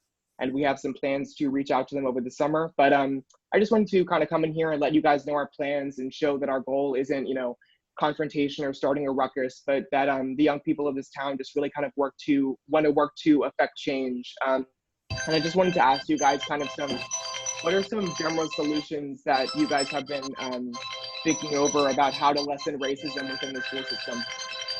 Cameron, thank you. Dirk, do you want to take that? Certainly. First of all, hi, Sam. Second, if you want to call me or email me, and I'd be more than happy to meet with you and the other organizers for you guys to share the information that you guys gathered. I think that's very important. And to share your ideas. I certainly make the time for you guys. As far as your last question, I think that's something that we have to look at. I think you brought up a good point. We do a lot about recognizing harassment, intimidation, bullying. We do a lot about teaching respect, but we're probably not targeting deep enough. And that's something that we really need to start looking at, is how do we start forming instruction and lessons that really get to the heart of the problem.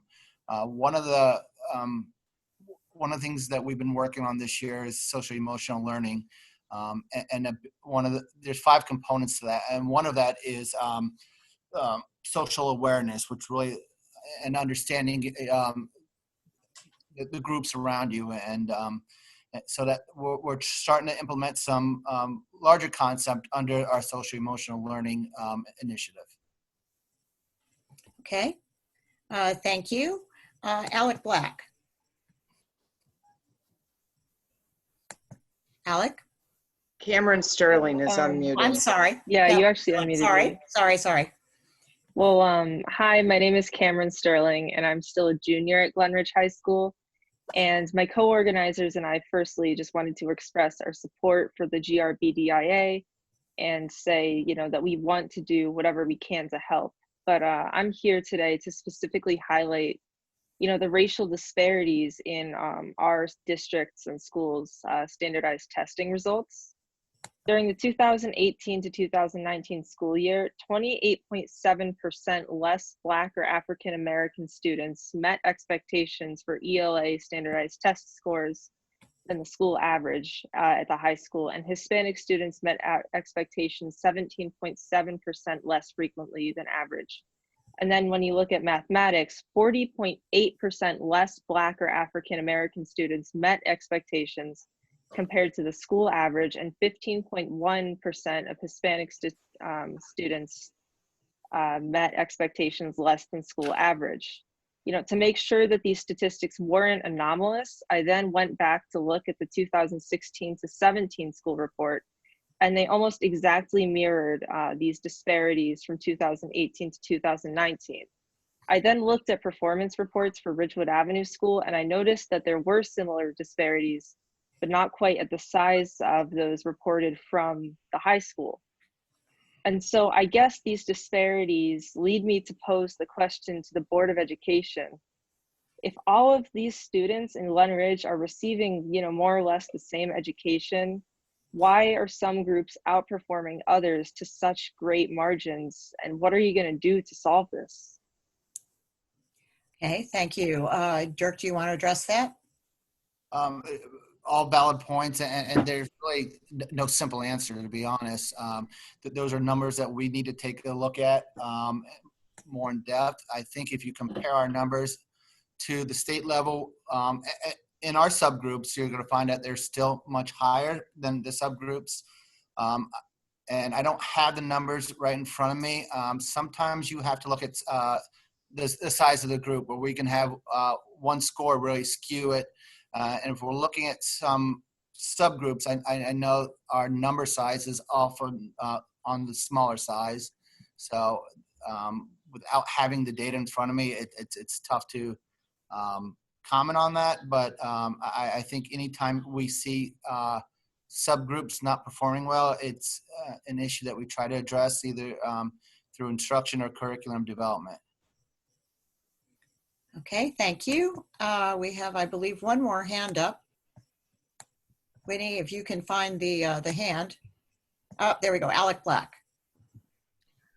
Hi, my name's Alec again. I'm from the class of 2019, and I'd also like to address some of the issues raised by my co-organizers, Cameron and Sam, as well as the GRBDIA in regards to our curriculum. The LGBTQ education bill was passed in 2019 and takes effect this fall, stating that the BOE must have, quote, policies and plans pertaining to the selection of instructional materials that portray the cultural and economic diversity within the LGBTQ community, unquote. LGBT history is Black history, and people like Marsha P. Johnson, Audre Lorde, and James Baldwin, just to name a few, are not often given the credit they deserve in our classrooms. I believe that this has pretty massive effects on the student body, especially in middle and high school, because especially considering how homogenous this town is. I personally faced a lot of ignorance in regards to queer identities, as have a lot of my friends. Personally, I just wanted to ask, since teaching this history is mandated by this education bill, and it gives the board the opportunity to go further and make our curriculum more inclusive, I'd just like to ask what the current plans for curriculum revision are in regards to this bill. Okay, thank you. Dirk? So this summer, you don't have to rewrite the bill talks about it being infused into the curriculum. Not that there's separate units on the topic. It's more about integration when it comes to these topics. And that's a project that we've been working on since in the fall, where we've had a number of teachers go to workshops. We were sending some to the conference. I think that was supposed to happen in May, obviously didn't. We had New Jersey Equity that was supposed to come in and work with our high school staff. That was probably about a week before we shut down. So we're planning on having them back in October when we have the professional development day to address those topics and make sure that they're being integrated across the curriculum in all content areas. Okay, thank you. I don't see any more hands. So that being the case, we'll proceed with the agenda.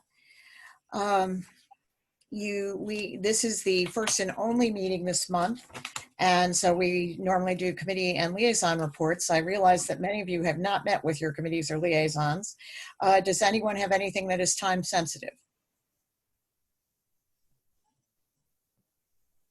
Any board member? Okay, we will then go on with our agenda. You have in your packets minutes from Glen Ridge Board of Education meeting May 18th, 2020, executive session and regular session. Does anybody have any changes to either of those minutes?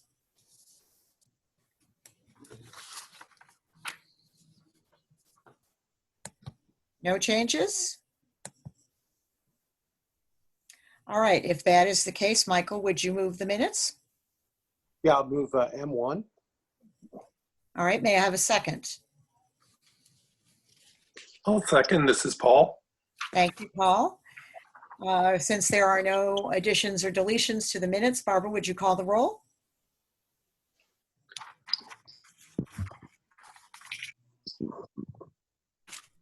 Barbara?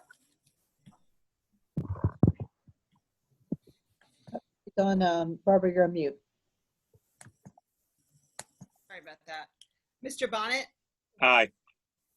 Ms. Boyle-Vellucci, Aye. Mr. Campbell, Aye. Mr. DeLu, Aye. Ms. Lang, Aye. Mr. Romano, Aye. Ms. St. Auburn,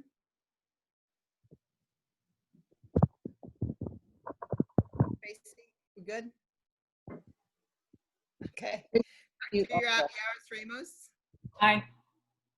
Ms. Ginsburg. Aye. The motion carries. We have some administrative items, actually quite a few administrative items. As I said at the top, this is because our fiscal year ends June 30th. So the June meeting is when we do a lot of annual housekeeping. David, would you move the administrative items? I move A1 through, appropriately enough, for the theme of the evening, A42. Okay. May I have a second? Second, please. Second. Second from Anthony. Thank you. Any discussion on any of the administrative items? Discussion? All right, that being the case, Barbara, would you call the roll? Mr. Bonnet, Aye. Ms. Boyle-Vellucci, Aye. Mr. Campbell, Aye. Mr. DeLu, Aye. Ms. Lang, Aye. Mr. Romano, Aye. Ms. St. Auburn, Tracy just said she's having trouble Dr. Yaris Ramos. Aye. Ms. Ginsburg. Abstain on A3, aye on everything else. The motion carries. All right, now we're past the 42 administrative items. It's time for the personnel items. Tracy, you said you're having problems. Can you move the personnel items? No? Okay.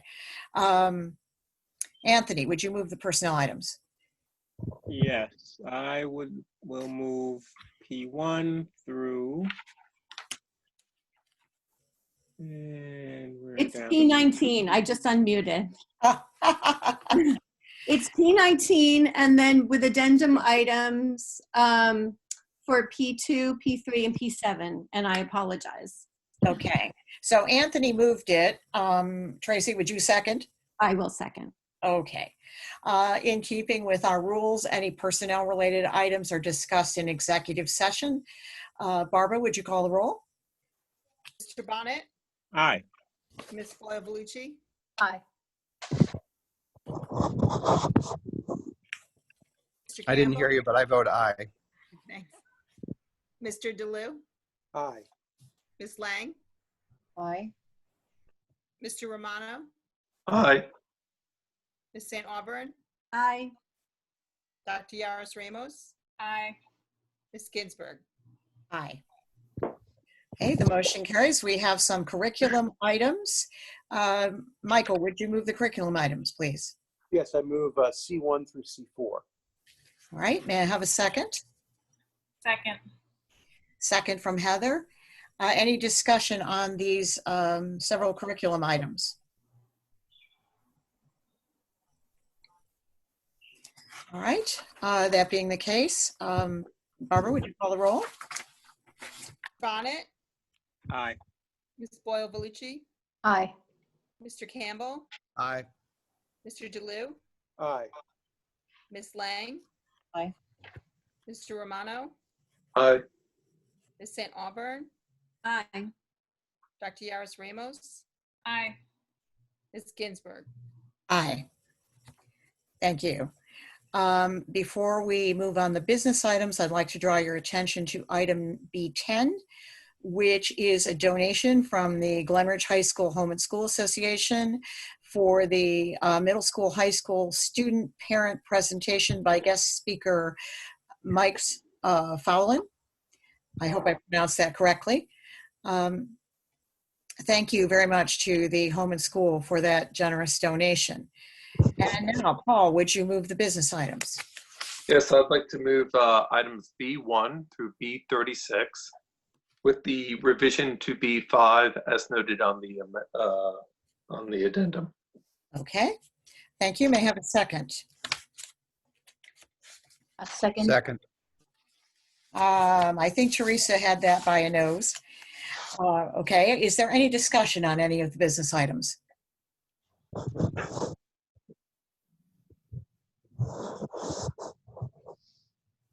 No? All right, Barbara, would you call the roll? Mr. Bonnet, Aye. Ms. Boyle Vellucci, Aye. Aye. Mr. DeLu, Aye. Ms. Lang, Aye. Mr. Romano, Aye. Ms. St. Auburn, Aye. Dr. Yaros Ramos, Aye. Ms. Ginsburg.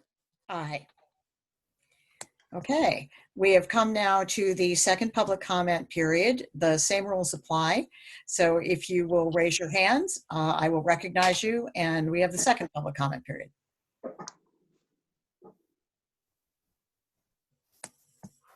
Hands?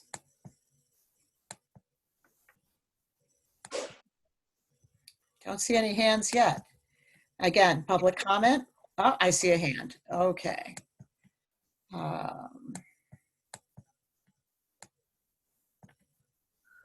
Hi, this is Caitlin Turan. Can you hear me? Hi, Caitlin. Thank you. Hi. Yes. Again, Caitlin Turan. I'm a resident of Glen Ridge, 2 children in district. Per the 2021 user-friendly budget, yep. Glen Ridge's per pupil legal cost were $55 per student in 2017-18, $129 per student 2018-19, and $73 per student in the revised 2019-20 budget. Per the state New Jersey Department of Education's school finance page, specifically in the Taxpayer's Guide to Education Spending in 2018, the average state legal cost per student for 2015-16 was $39 per student. 2016-17, the average for the state was $40 per student, and in 2017-18, $41 per student. So my question to you is, because the legal costs in Glen Ridge per student are in excess of 130% per the state average, new procedures per New Jersey admin code, and I have the specifics if you need. I don't need you to memorize them. This is New Jersey admin code 6A 23A-5.2. Additional procedures need to be put in place, so I would like to know if in fact they have been put in place and why our legal costs are so far in excess of the average new state legal costs per student. Thank you. Dirk, do you want to take that? I would be speculating to answer that off the top of my head, to be honest. I know some of our costs are associated with having multiple construction projects, which sees an increase of the use of legal services, along with our teacher negotiations extended over a year. So those are contributions, but I can't off the top of my head. Okay, my more specific question was, now that we are in that variance of in excess of 130% than the state average, the new procedures have to be put in place. So I would like to confirm they have been put in place. That's Barb, that's just getting a board, right? There's a few things, I don't know them all off the top of my head, but we are doing them. One is limiting the number of employees who talk directly with the board attorney. Another is tracking the costs by category, and we are doing the additional procedures. Okay, thank you. Could I ask if I could find evidence of that? Is it on the BOE site? Barbara? No, I have a file for categorizing the legal costs. You could probably, it's probably in policy that says who is allowed to speak with the board attorney. Yeah, so that's Okay. where we find it, in policy and in my spreadsheet. Thank you. I see other hands. Let's see. Mrs. Sawa. Miss Mayola is unmuted. Oh, Miss Mayola. Okay, I'm sorry. Ms. Mayola. Yes, I just would like to thank Dirk for all the efforts that were made this year to accommodate our online instruction. I wanted to know if parents did not get to participate in voicing their concerns or their suggestions. Is there somebody that we can email in district to make sure that that we have that? So is taking, or so the concerns are taken into consideration for September. Yes, you can email me. That's the easiest way. And I'm serving on all the committees about school reopening, including instruction and assessment. Okay, great. Thank you so much. You're welcome. Thank you. Winnie, who is next? Hi. Yes, Mrs. Sawa. Thank you. Yes. Given Mrs. Turan's point, by my calculations, you're 134% over your budgeted amount in legal fees and have to, put special processes into place, which sounds like you needed them if it isn't controlled how many people are talking to your attorney. It seems poor that in this meeting, you are renewing the law firm of Ciarella Cornell with no bidding out, no examination, just, maintaining the status quo with them. They've been your firm for years. Furthermore, they are the firm that you were on the payroll at the same time for many years with them while you were board president.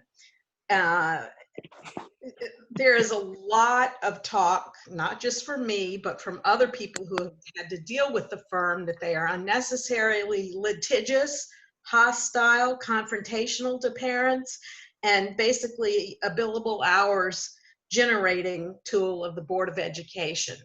So given that all these things are coming together, why are you not examining another law firm? As we said earlier, not all the legal costs are associated with the special education process. We have had an unusual number of complications in the construction process, et cetera. Barbara, can you tell us about the bidding aspect? Sure. So public schools contract law authorizes the awarding of contracts for professional services, which attorneys are, by resolution of the board without publicly advertising and competitive bids. And every school district in the state does that.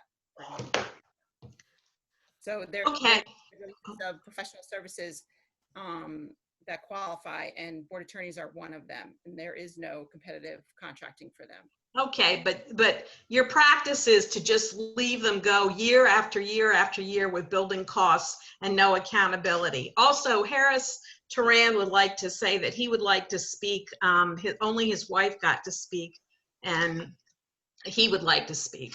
Okay, so that's the hand under Caitlin Turan. Absolutely. Thank you, Mrs. Sawa. Mr. Turan. Yes, hi. I'd just like to start and say that I don't believe that those building costs are part of those legal numbers. Those are separate legal costs that are not associated with the numbers that the state put together. And you can verify that, but I don't think they count those types of legal matters that you're discussing. And to follow up with Caitlin, what Caitlin said, I'd like to read that classroom purchase services are defined by the state as expenditures, quote, other than salaries, benefits, and costs of classroom supplies and textbooks associated with direct classroom instruction for the district's regular and special education pupils, as well as costs for the provision of basic skills, bilingual, local vocational, and other instructional programs, period, end quote. The source for this definition is the State of New Jersey Department of Education School Finance page in the Taxpayer's Guide to Educational Spending in 2018 section. Per the 2021 user-friendly budget, Glen Ridge's expenditures for the classroom purchase service line item in 2017 through 2018 were $26 per student. 2018 through 2019 was $62 per student, and 2019 through 2020 was $33 per student. Per the same New Jersey site, the state reported median for 2016 through 17 was $206 per student, and for 27-18, $239 per student. Why does Glen Ridge spend on average 1/8 the state median on classroom purchase services? So purchase services are for when we go out and use a contractor or a vendor. We can offer the services to our students using a contractor or a vendor, like, for example, Effective School Solutions, or we can hire people to be our personnel and our employees, and then they wouldn't fall under that category. So, for example, related services, like a lot of districts maybe have an outside speech therapist that comes in, and that would count as a purchase service, but we're using our own employees. We're hiring we have our own speech therapist, we have our own PT, and they're employees of the district. Okay, thank you, Mr. Teran. Any other hands up?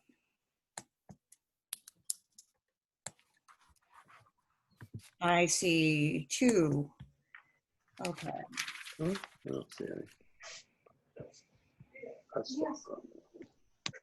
Use my speed on these hands. Mr. Arda is unmuted. Okay. Yes, thank you again for having me. I have a correction to make, so I need to make sure that we understand each other clearly, and maybe somebody could write me an email about this. I want to go back to the previous conversation about why our town has to be diverse in order for our teaching staff and the administration to be diverse. I didn't understand that explanation. We don't need teachers to live in our town. I know our town lacks the diversity that we all wish and are working hard to have, but why was that an issue? I know I don't want to take more time, but I wasn't referring to the town population. I was referring to diversity in our teaching staff and who is accountable for it. So if you can't address it here, can somebody reply back to my email, or I can email someone, and I'd like to get that shared with the community. Thank you. Okay, I think that Mr. Phillips mentioned that, we are and have been making efforts to increase the diversity of our faculty. But this is not just a Glen Ridge problem. It is a statewide problem. In the United States, in fact, I think Education Week said not long ago that about 83% of the teachers nationwide are white and female. In the state of New Jersey, the reason why we don't have a more diverse candidate pool, which is what we would all like, is because there are so many impediments to young teachers entering the teaching field. The state is working on that, trying to provide incentives both legislatively and through programs with the teachers' colleges. For example, last year, the legislature passed some legislation to create a pilot program to encourage young Black men to enter the teaching field, particularly in the high demand areas, the STEM areas. Unfortunately, those, or not unfortunately, but it is a fact that the legislation mandated that those candidates, should they be successful in their preparation for teaching, go only to high needs areas, meaning areas with high poverty. So some of the problem is that the state has not created enough incentives across the board for young teachers of color. And the teaching profession has been denigrated, not just in New Jersey, but nationwide, we find that many of our students do not even want to enter the teaching field. And so that is also an impediment to increasing the diversity of the pool of candidates. And Dirk, would you like to add to that?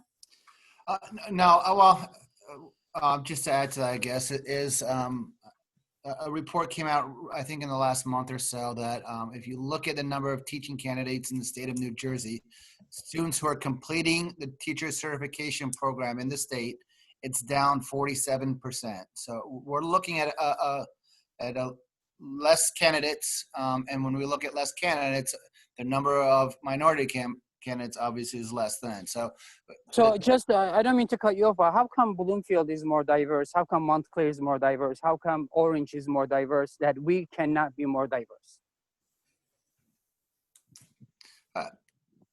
I think, as one of the parents said earlier, there is evidence out there that minority teachers tend to go into districts that are more diverse. So it's you have an issue, and again, if you look at districts similar to Glen Ridge, you're going to look at numbers that are similar when it comes to diversity. You're looking at Montclair, you're looking at South Orange, you're looking at Bloomfields. You're not comparing apple to oranges, and that's a challenge for us. Is we don't have the same population. The attraction to some candidates isn't the same. I think these are towns that are facing the same difficulties that we all face. And they're just like, I mean, I'm seeing Bloomfield in my backyard right now, and then Montclair is right there. I think maybe we could go out, reach out to these schools and ask them how they manage something that with all these wealth and with all these willpower that's obviously on display that we cannot accomplish. Maybe we should, is there a good idea that we contact them and maybe we do exchange programs among teachers? Is that a possibility? Like, how could we really get to the bottom of this rather than saying it's the whole state problem, where our neighboring towns don't seem to have this problem as bad as we do? I think that we are all in organizations where we are in contact with people from neighboring towns. Mr. Phillips goes to the Superintendent's Roundtable, which is for all of Essex County, which right now meets once a week. It's not just a problem. I don't know of any kind of teacher exchange program because teachers have contracts and we are bound by contractual obligations, which are different in every town. So it's not quite as simple as it might seem to be. But Dirk, do you have any thoughts on that? I think it's important that I communicate with other districts to find out their strategies. I've had those conversations. I just spoke to the West Orange superintendent last week, who's again more successful at getting diverse candidates into the district. Part of that is that they're offering job fairs. When we have one or two positions opening up, tenure track positions, we can't have a job fair. It doesn't make sense to invite a group of candidates in for one or two positions. I've reached out to other districts who have minority job fairs, and they're not interested in letting us join their job fair because they want the best candidates for themselves, and I certainly understand that and appreciate that. But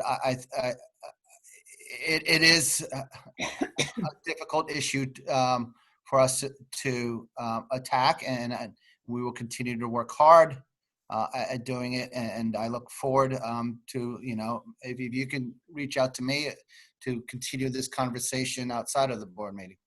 Dirk, can you talk a little bit about CJ Pride? Yeah. So in the fall, there was a diversity staff diversity workshop at William Patterson University that I attended, and Betsy also attended.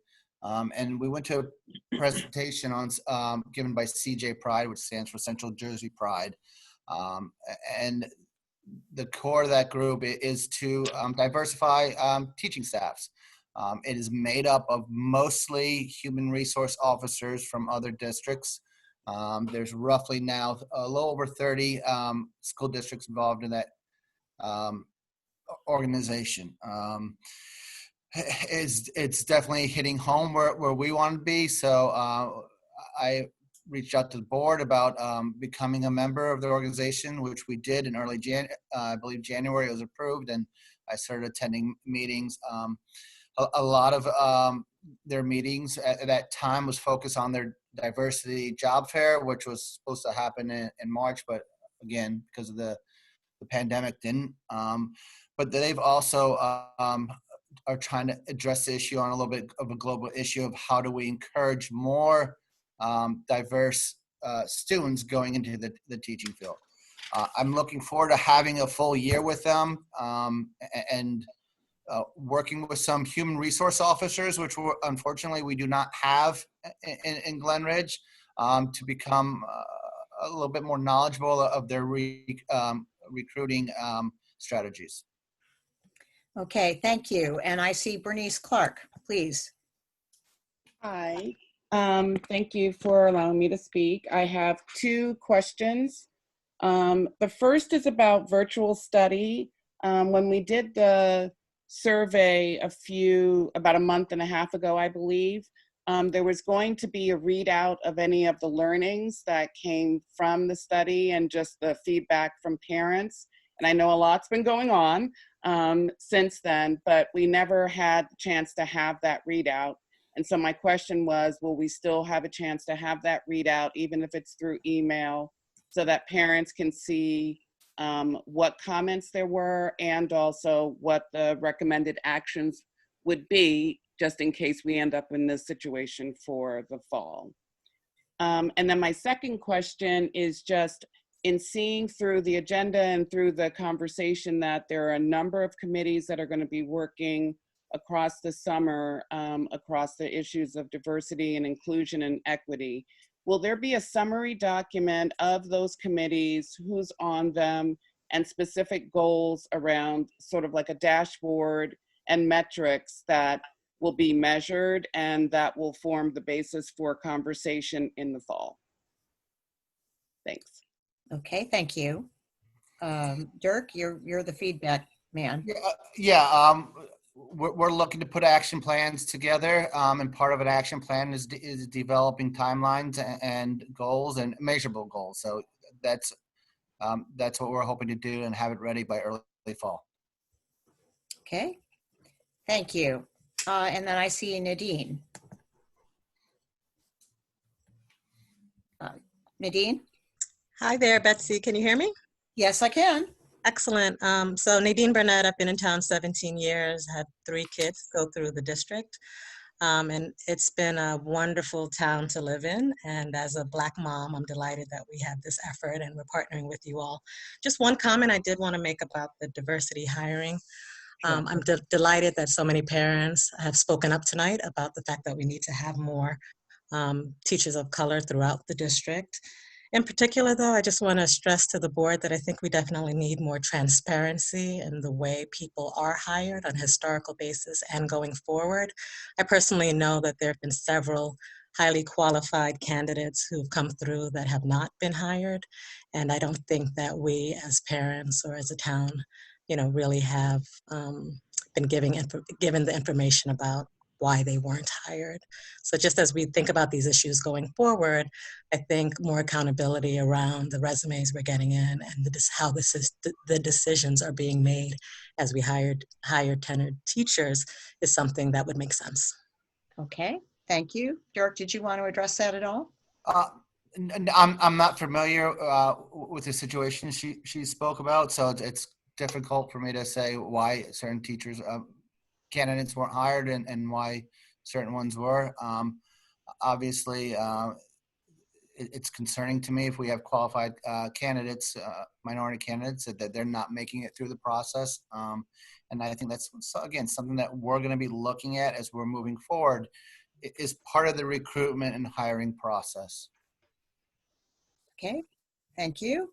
I don't see any other hands. Are there any other comments? I see one hand. Let me find the hand.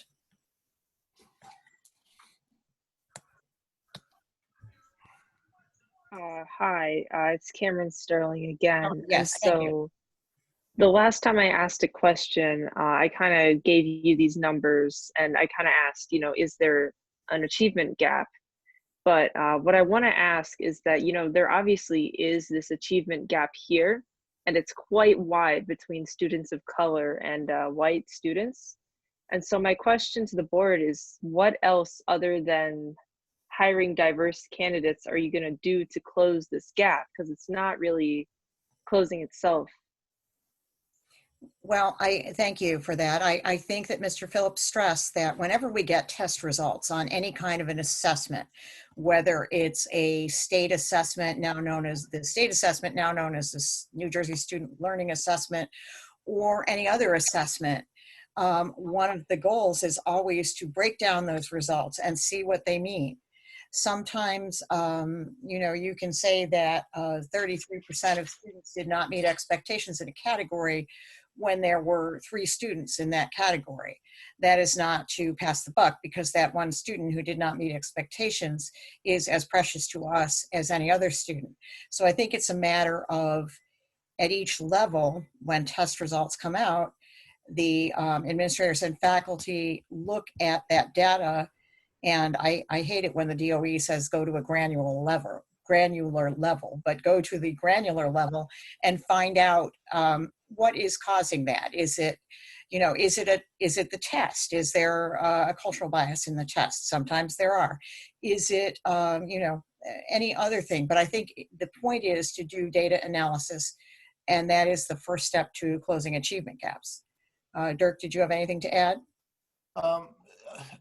The only thing I would add is, again, is what I've said is that we really need to start looking at how we're teaching all our students and what is their comfort level in the classroom, and that's part of the social-emotional learning component. If they're not feeling comfortable, if they're feeling anxiety, stress, threatened in any manner, then that learning becomes secondary, and that's something then that we need to be aware of, and we need to address it in order for learning to take place. Okay, thank you. I don't see any more hands. And I appreciate all of the participants tonight joining us. I appreciate you're all taking the time and giving us very valuable comments and feedback, which we will certainly take under consideration going forward.